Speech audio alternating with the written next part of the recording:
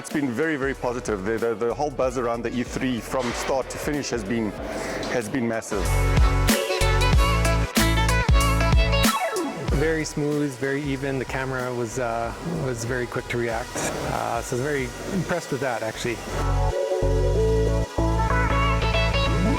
Oh, I love the E3. That LiDAR alone just connected all the dots. Everything we thought was missing, that just solved all of it.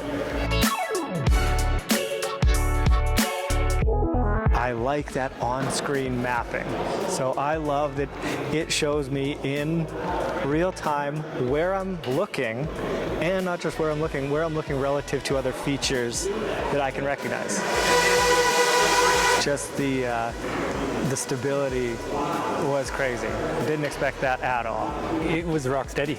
You let go of the controls and it stopped right there, and it held its position.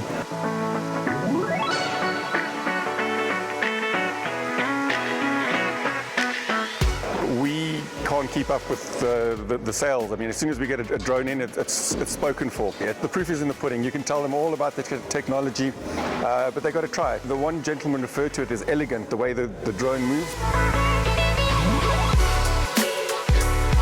The E3, absolutely. I think it's a must for what we do.